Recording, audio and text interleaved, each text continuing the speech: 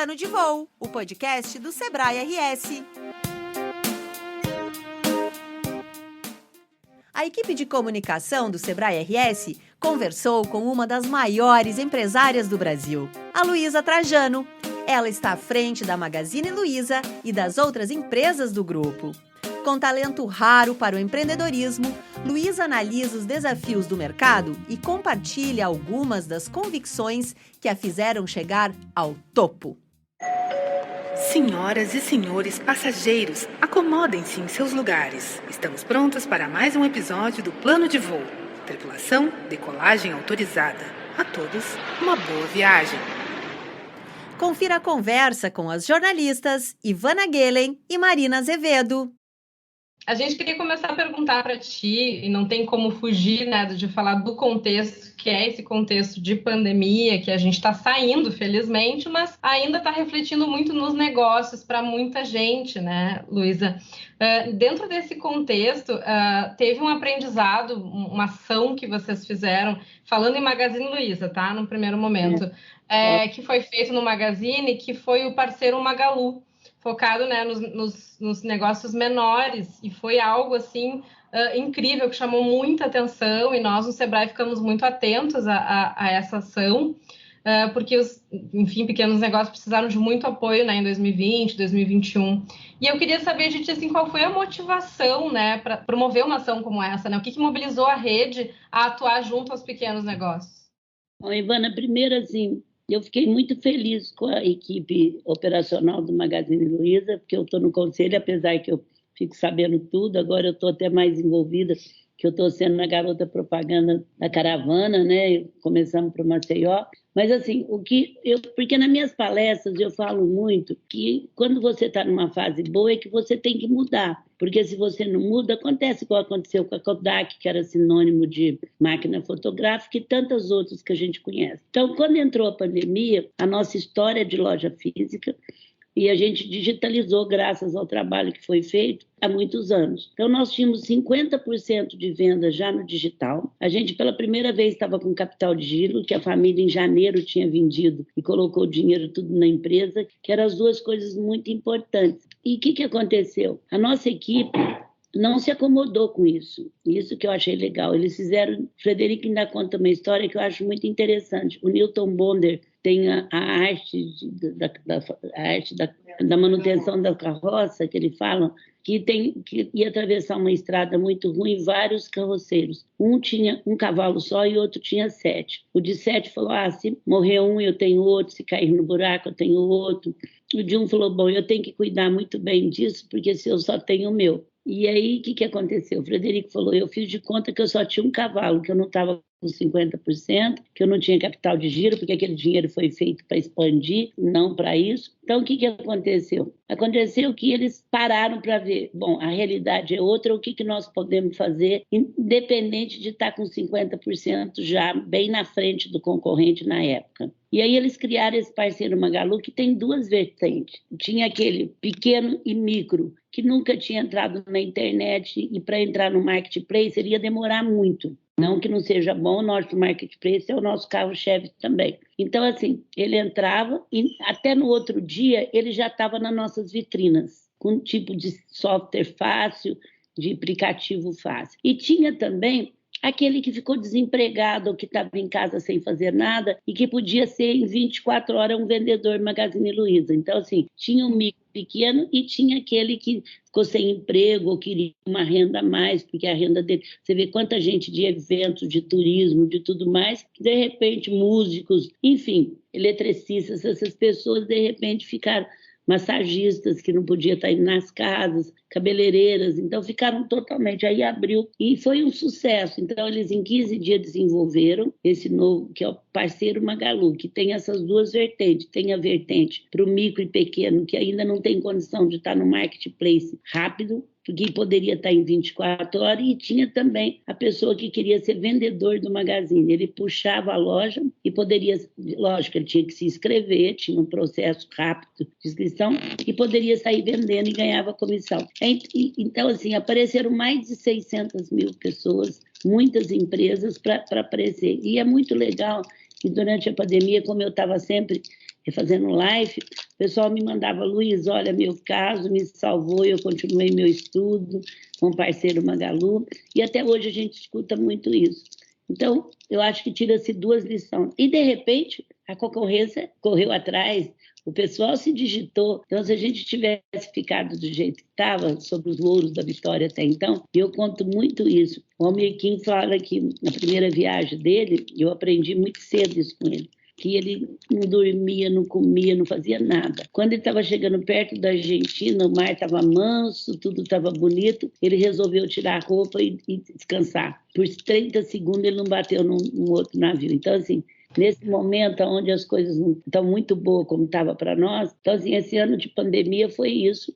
A gente teve um ano maravilhoso, a gente faturou o dobro do que a gente vinha faturando.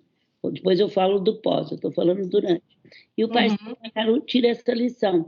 Você tem que mudar também quando você está bem, e é isso que eu fiquei muito feliz, que eu vivia falando isso na empresa, quer dizer, não sentir que você tal, porque de repente você é passado na frente com a concorrência, e serviu para isso que você falou, para os micro e pequenos, salvou empresas e salvou pessoas no Brasil, salvou assim, que teve condição de estudar, de continuar de dentro da sua casa. Então eu fiquei, independente do resultado financeiro, de imagem, eu fiquei muito feliz de levar em conta essa filosofia que a gente sempre falou, muita simplicidade, que não é simplismo, não se acha melhor do que ninguém, procura mudar enquanto você está bem, não espera o ciclo te bater para mudar, e nós somos muito testemunha disso, porque você vê, capital de giro e 50% no digital tinha muita coisa para acomodar perto da concorrência, e no entanto o mercado tudo bateu, hoje não tem quem não faz marketplace, não tem quem não faz coisa, né?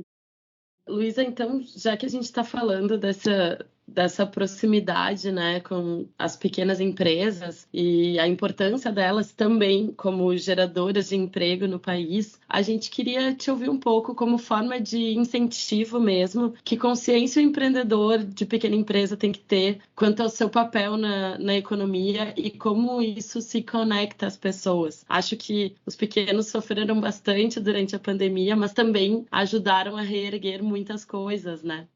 Então, Marina, o que eu sinto é o seguinte, eu sempre fui muito a favor da micro e pequena empresa, independente de que eu fui pequena, que eu convivo muito com pequeno, vamos falar o lado técnico e racional. A micro e pequena empresa, nos lugares mais desenvolvidos, é PPP, pense primeiro na pequena, quer dizer, quando você vai criar um programa, não deixa de lado a pequena. Por quê? No Brasil, em vários países, a maioria, 85% dos empregos entre formal e informal vem da micro e pequena empresa. Os formais bate 50%, 55%. Uma economia em desenvolvimento, uma economia mais atrasada do que a nossa, ela vive de 2 coisas, renda e crédito. A renda só vem através do emprego, nós não temos dinheiro sobrando, o governo colocou na época R$600, que ajudou muito, eu também peguei aquelas normas que o IDV, as medidas provisórias que o governo criou para a pandemia, que o IDV até o Instituto do Varejo ajudou a fazer, só que eles saem de uma forma, que eu estava falando de comunicação, de uma forma bem estruturada, mas muito ilegível, aí eu peguei, entendível, muito pouco, e mudei de para, como é que eu falava, gente, vocês podem dar férias, Luísa, mas eu não tenho férias vencidas. Não, gente, a lei agora vai dar a condição de vocês antecipar.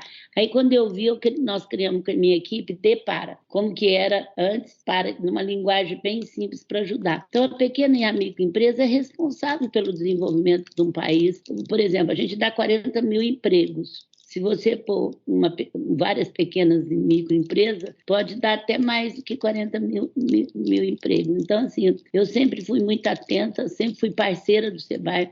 Eu comecei a dar palestra por causa do Sebrae. Por causa disso, tirando todo lado, que todo mundo nasceu pequeno, e a gente sabe as dores de ser pequeno, e as dores de ser grande também, porque eu digo, ó, de todo jeito tem dores, gente, não se preocupa não. E eu estou impressionada agora, aproveitando a pergunta de vocês, a pandemia trouxe coisas muito tristes, que eu acho que nós vamos levar anos anos e anos. Eu nem sei se a nossa geração vai conseguir entender tudo que a gente viveu. A gente está tendo muito número de depressão, de desgaste, pessoas que perderam pai e mãe, não conseguiam nem ficar junto, não conseguiam nem ter um enterro. Então, assim, gente jovem que morreu, eu conheço tantas pessoas tão importantes para o Brasil que morreram. Então, tirando isso, que é muito triste, que eu acho que a gente não vai entender, tem uma fresta aí que nos trouxe, que na dor traz mesmo, né? Nos trouxe essa consciência, então, várias consciências da igualdade racial, que o Brasil é seu, o pessoal hoje tem muito mais protagonismo do seu país, da igualdade da mulher, trouxe um momento muito mais forte da mulher, que eu lutei tanto, não por mim, porque eu sou de uma família que a mulher sempre trabalhou,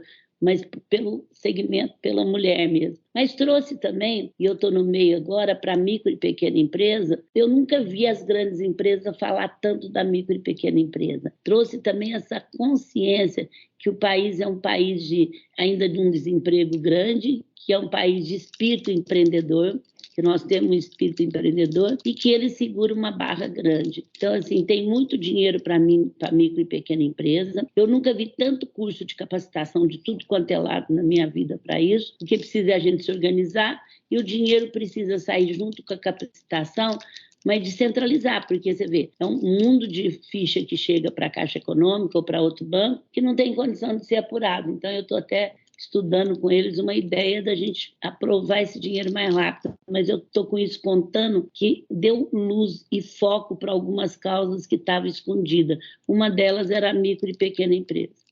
Tu falaste em protagonismo agora, Luísa, e aí a nossa próxima pergunta ela está calcada num projeto grande do Sebrae, que é a educação, né? Que o Sebrae tem cada vez mais se envolvido nesse grande projeto, claro, com educação empreendedora. E tá ligado o empreendedorismo ao desenvolvimento de competências e tal. E eu queria te ouvir um pouquinho sobre isso, assim, o que tu acha, pensando em educação empreendedora, né, a partir disso, assim, sobre a importância da gente dar luz para isso, para o protagonismo dos jovens. Claro, talvez não seja para logo, né? Que nem a gente diz que talvez a nossa geração não veja os resultados desse trabalho que a gente tem feito, mas não só para o protagonismo para empreendedor, mas o protagonismo para a vida. Talvez direcionar para a educação empreendedora possa ajudar a nova geração. O que tu acha disso?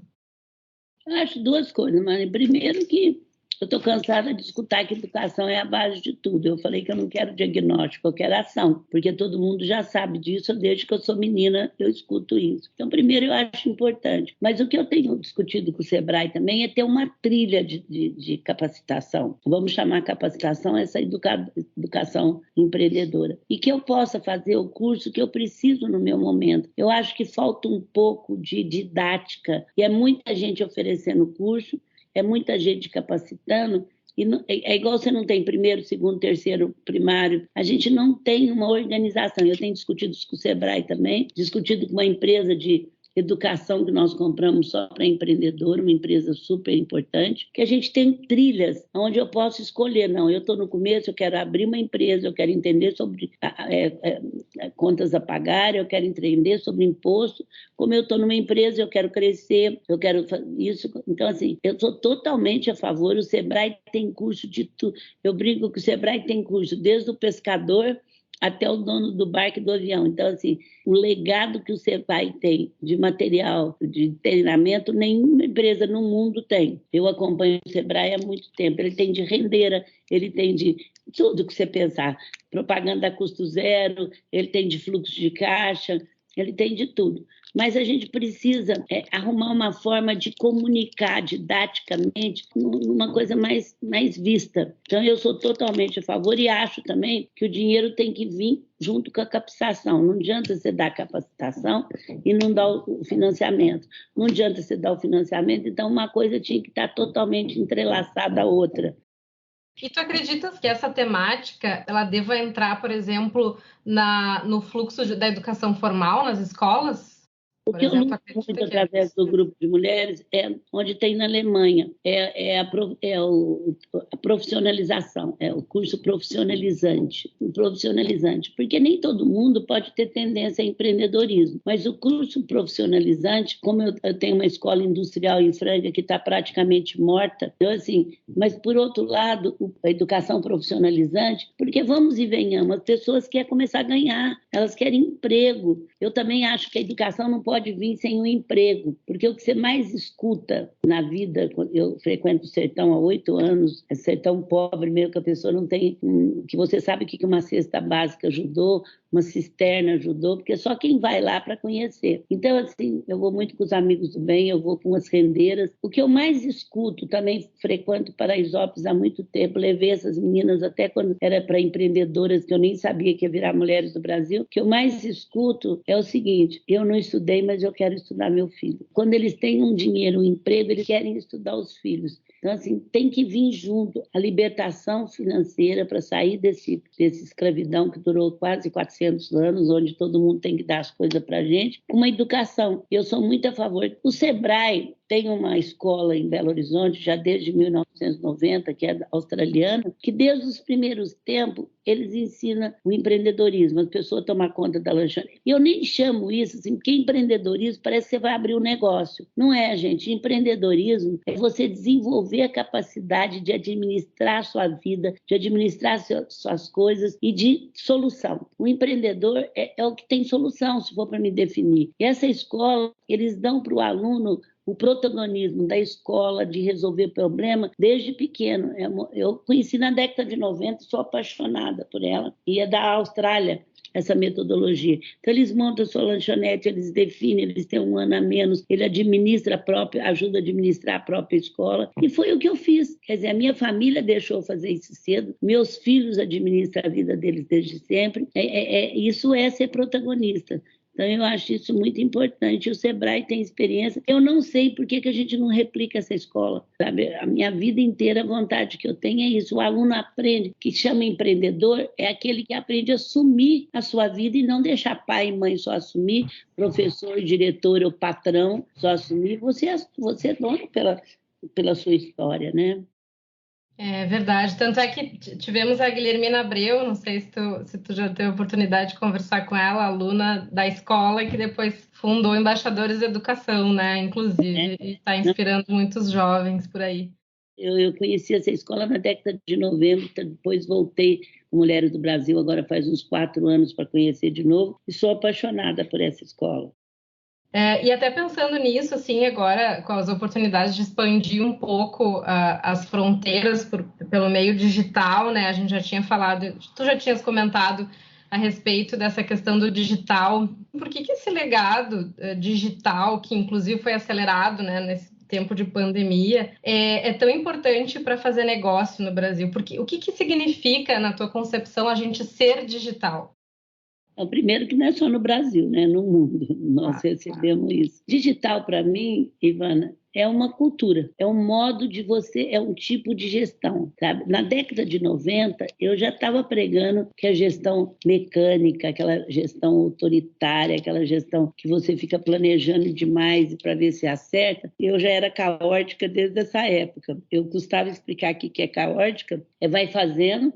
Você cria o caos, depois você põe a ordem. Mas um amigo meu me ajudou muito agora na pandemia. Ele fala, a Luísa põe o progresso, depois ela põe a ordem. Quer dizer, primeiro eu faço, depois eu vou lá e ponho a ordem. Então, essa gestão mecânica que o homem não podia, e até eu falo para minhas amigas mulheres, onde eu dou palestra, toma cuidado, porque chegou a nossa vez. Nós somos criados com essa gestão, de fazer 1000 coisas ao mesmo tempo, de errar, de não ter esse compromisso. Mas toma cuidado também para a gente não fazer com o homem o que fizeram conosco. Vamos entender que eles viveram uma era muito mecânica. Eles chegavam na empresa, não podia falar que estava doente, que a mulher, aqui você é profissional. Vocês acham que não escutavam isso? Fez 2, mas era o que mais a gente escutava, né? Aqui você é profissional, não traga problema, fica lá fora. Com coisa que você está com um filho com problema e entra para dentro de um lugar, você vai mudar sua chapinha, que você não tem. Então, assim, o digital, minha gente, ele é uma cultura, ele é um tipo de gestão. E nasceram das startups que nasceram no Brasil e que hoje transformaram muito maior do que muitas empresas no mundo inteiro. Por quê? eles vão fazendo, vão se experimentando, errou, redireciona o erro, não tem aquele compromisso. Então, ela é uma cultura que vem junto com o desenvolvimento tecnológico, que são os aplicativos, os sites, as coisas da vida. Mas não é isso que é o digital. O digital é uma cultura, é a forma que hoje se tem sucesso com gestão, que é muito mais orgânica do que mecânica. E por que as mulheres estão tão em evidência pós-pandemia? Porque essa administração entrou feia. Hoje todo mundo quer isso. E para isso, a mulher foi muito preparada para viver estresse, para ver problema, para não sei o quê, sendo que o homem teve que viver numa cultura, e eu sou colega de muitos homens, que eu venho da cultura mecânica, né, que eu toda a vida rejeitei, mas eles vêm de uma cultura mecânica. Por eu ser mulher e ter assumido que eu sou feminina, me ajudou bem eu não entrar na administração mecânica. Então, respondendo e finalizando, o digital é uma forma de gestão e que vem como um desenvolvimento tecnológico. Muito legal, né? Esse teu ponto de vista, assim, que traz como cultura, né? Porque o pessoal rapidamente associa as tecnologias e às vezes diz, não, eu não tenho dinheiro para implantar isso na minha empresa, né? E até nesse sentido, assim, né? Que tu sempre diz, assim, nas tuas entrevistas que a empresa precisa ter um propósito, né? Para existir, não adianta só ter lucro, ficar em busca de dinheiro, porque uma hora pode ser, inclusive, que morra pensando só nisso, né?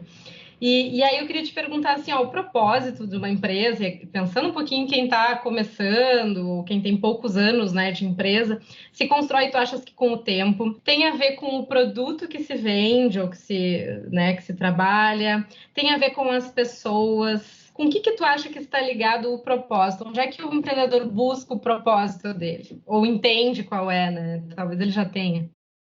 Bom, eu sempre vendi coisa que não tinha muito propósito, a não ser facilitar a vida das pessoas, né? Que a gente falava, melhorar a qualidade de vida. O propósito tem que nascer da pessoa primeiro. Por que ela está aqui? O que ela quer da vida e o que ela vai contribuir para a vida. Porque quanto mais você contribui, mais importante você fica com você mesmo. Então, eu desde menina sempre questionei injustiça, sempre questionei. Minha mãe falava, quando eu ia para o colégio, cuidado, franqueza demais é falta de educação, porque eu já questionava as injustiças. Eu, com 13 anos, já tive uma assinatura de Estadão. Então, assim, eu sempre questionei. Na empresa, quando eu comecei muito nova, eu não entendia muito por que uma empresa ganhava dinheiro e as pessoas não podiam ser elas mesmas. Ou porque se fosse elas mesmas, não ganhavam dinheiro. Então, a sensação que eu tinha era um raquete de ping-pong com duas bolinhas, propósito e lucro, porque até uma ONG tem que dar lucro.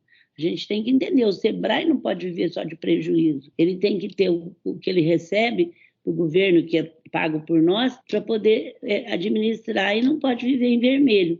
Tá certo? Que é a renda dele e tudo mais.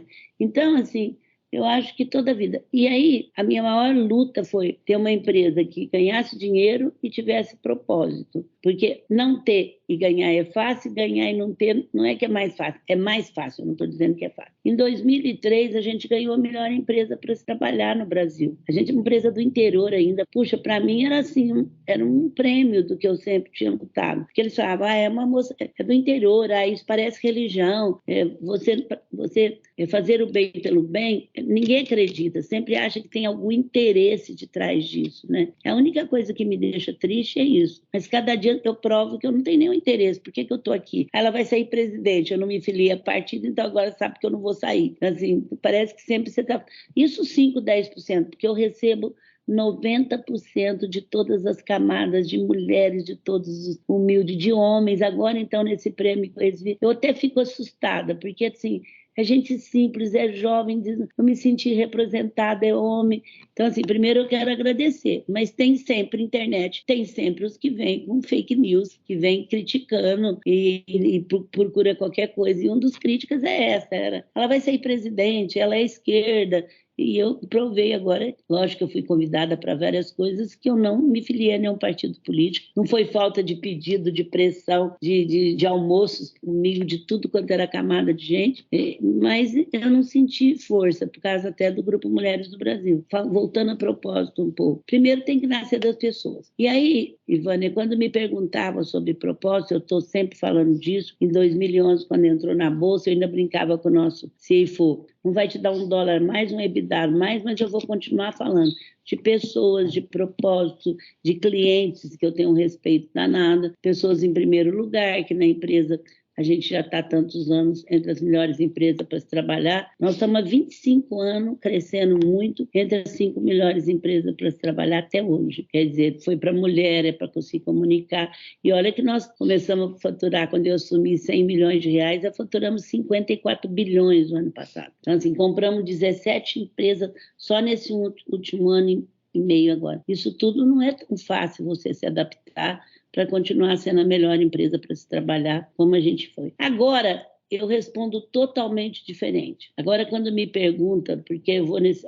meu presidente que podia estar assistindo, ele não dá valor à diversidade, ele não dá valor a propósito, ele não quer saber de mulher, ele não entende isso. Eu falo assim, minha filha, o ESG mudou tudo. Ou você faz, ou ele não vai ter emprego daqui a 5 anos. E aí vamos entender por que apareceu o ESG, e por que isso está tão forte. Então, assim, em 2011 eu entrei na Bolsa, eu falava, o povo até me ouvia, mas ninguém dava $1. Agora me chamam para falar de propósito investidores na Bolsa. Agora a Bolsa exige que você tenha diversidade. Por que mudou? O mercado financeiro é muito rápido. Eu abro minhas redes sociais, é muito fácil explicar isso. Para reclamar, faz mais de 10 anos que eu abro assim. E o pessoal geralmente falava, Luísa, eu te admiro muito, mas você cresceu e se perdeu, meu produto não chegou, ou eu não estou recebendo dinheiro de volta, essas coisas. E eu abro e deixo as minhas redes sociais. E eu nunca pensei, meninas, que eu fosse receber assim, olha, eu não estou bem servida com vocês, mas eu quero continuar porque vocês ajudaram o Brasil. Foi isso. Então, assim,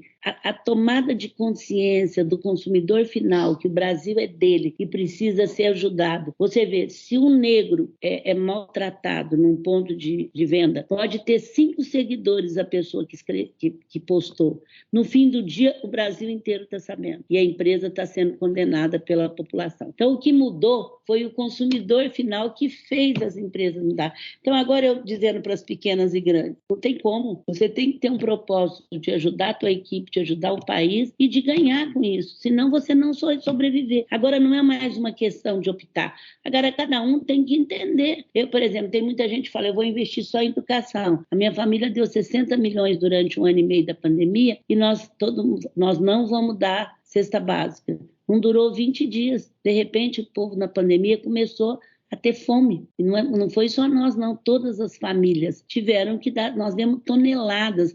Veio a enchente. Nós temos que acudir a enchente, tá certo? Então, assim, de repente, é a fome que bateu. É a casa que foi destruída. E aí nós tivemos a saúde que naquele hospital lá no interior de Rondônia que não tinha respirador, que você tinha que ir lá acudir. Então, assim, as famílias, eu quero dizer que a minha, como outras famílias, foi também desenvolvido a cultura da doação. Gente, e não foi só quem tinha. Mulheres do Brasil, tem muitas mulheres líderes de periferia. Vocês não imaginam que elas ajudaram a gente, né, nesse momento de tanta fome, de tanto desespero que foi os primeiros meses de pandemia, né? Então é isso, agora não é uma questão de opção. Agora cada um tem que desenvolver o que é verdadeiro, porque também não adianta pôr na parede e não ser. É o que realmente é. Agora, racionalmente, não tem jeito da gente vencer na nossa empresa, micro, pequeno ou grande, se o nosso país não for bem. E essa equação não fecha, certo? Então faça por interesse, pelo menos.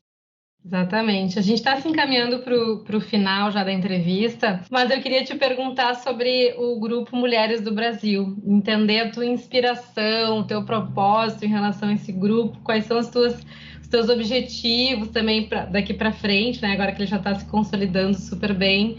Queria eu te ouvir um pouquinho a respeito desse projeto bacana. Eu sempre acreditei que a sociedade civil muda o mundo, organizada e certa. Então, o Grupo Mulheres do Brasil nasceu, e é bem claro, é um grupo político pelo Brasil.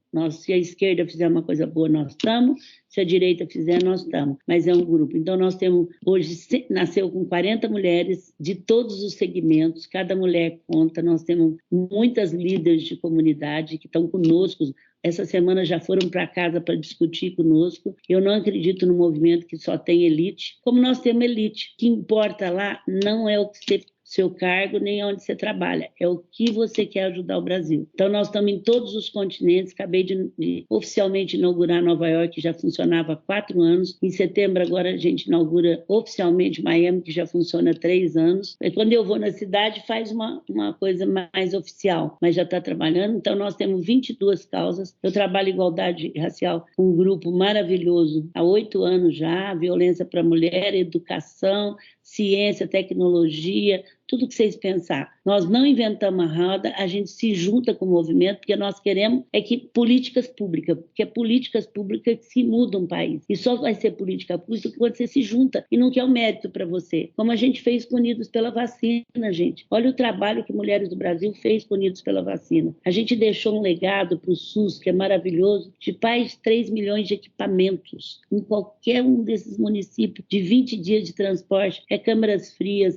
computadores, é tudo que vocês pensam, a caixa térmica com um termômetro, barraca para ir para o campo. Foram 3 milhões que a sociedade ajudou. Eles davam diretamente, nós tivemos contato com 5.000 prefeituras. Dessas, 4.300 queriam coisa. Trabalhamos dia e noite sem parar, junto com os homens, com empresários, sem falar mal, sem julgar se estava certo ou errado, ajudando a prover medidas como a Pfizer, ajudando tudo mais, e sem levantar diagnóstico. Então, é um grupo muito forte, que hoje, cada dia se pega mais respeito, e a gente vai ter, além das 20 causas que nós temos, nós vamos ter 3 grandes causas globais. Uma pula para 50. Nós queremos 50% de mulheres em cadeiras efetivas no Congresso. 50%.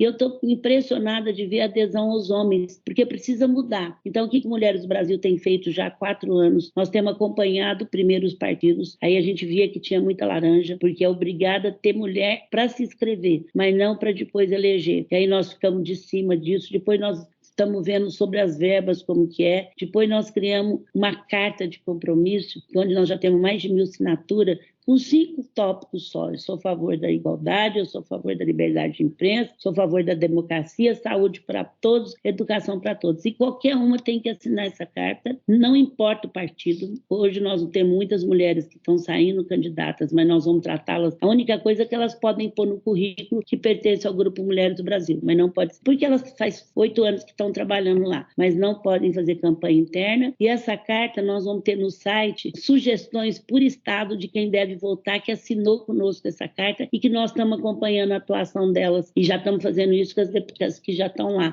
Porque também a gente tem que pôr mulher para mudar o que está aí. Nós não podemos pôr mulher para não deixar. Então, nós temos uma equipe que estão acompanhando, já que assinaram, que vão acompanhar, independente do partido. Se o partido votar contra uma educação que é bom para todos, ela é obrigada a votar a favor da educação que é bom para o Brasil. Por esse motivo, eu sou muito entusiasmada com o Grupo Mulheres do Brasil, convido a todas a entrar, grupomulheresdobrasil.org.br. Nós estamos em 154 cidades, o número é muito importante para nós queremos chegar a 200 mil, 300, porque isso dá força política para mudar a política pública. E nós temos mais de 10 mil mulheres envolvidas, trabalhando todo dia, fazendo a diferença nas suas cidades. Hoje nós estamos em 154 cidades no mundo já. Então, assim, é o maior grupo político já do mundo. É um grupo político. Eu nem estou falando mais que é super partidário, porque não preciso falar, está lá já. No começo, olha, é partidário, Agora é um grupo político que tem como partido o Brasil. Não somos contra os partidos políticos, não somos contra políticos, mas somos totalmente a favor do Brasil. Lá nós também, claro, não inventa roda, não somos contra os homens, mas somos a favor da mulher e lutamos por igualdade e educação para todos. Chega a ser emocionante te ouvir falar, Luísa, porque eu tô é emocionada. muito legal ouvir. E entusiasma a gente, né? Principalmente a gente como mulher, né? Que a gente tenta o tempo todo ocupar os nossos espaços, né? Na empresa que a gente está, em outros lugares também. Então é muito legal, parabéns, obrigada por ser essa inspiração, né? Para todas nós, assim, como empreendedora, claro, porque, né? Tem uma trajetória, mas agora, né, como representante de tantas mulheres, porque no fim das contas as mulheres precisam de representação, né? Então esse movimento é muito importante. Pegar no meu Instagram, eu pus o discurso que eu falei lá uma noite de gala, quando tinha 90% de financeiros e tudo mais, e tinha as mulheres do Brasil, eu disse aos meus colegas homens, agradeci eles também, porque eu sempre convivo no meio de homens, que me respeitaram bastante e que eu falava, vamos vencer o machismo estrutural. Mas eu disse a eles, olha, cuidado. Mulher é amiga de mulher, sim. Não acredito que nós não somos, porque mulher é amiga de mulher, porque a gente mesmo falava isso. Gente, eu sou impressionada. Eu recebo energia de pequena, de grande, de simples, de operária, de mulheres importantes. Agora, então, aonde eu chego, eu falo, nossa, até homem, você me representou, você está junto. Então, assim, é muito energia que recebe. E as mulheres, assim, que agora eu vou lançar meu livro, né? Luiz Helena, uma mulher do Brasil, que vai ser dia 20 na livraria, foi escrito pelo Bial, porque eu detesto escrever sobre mim, porque ontem já foi passado, eu já estou em outra. Mas ele pôs uma equipe lá em Franca, em todo lugar, e vai ser muito legal. E a renda vai ser inteirinha para o Grupo Mulher. Quer dizer, aqui eu ficar para mim, né? Porque fica para a editora, para o Grupo Mulheres do Brasil, para que a gente possa mudar muito esse Brasil. Um beijo, gente. Muito obrigada por tudo. Obrigada por ser essa inspiração, não é só para o Sebrae, é para nós também, como mulheres.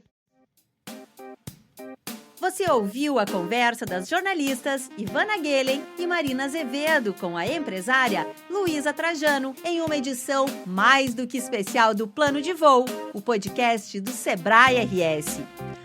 Acompanhe o Sebrae RS nas redes sociais e também em sebrae-rs.com.br para ficar por dentro de todas as novidades e os conteúdos sobre empreendedorismo.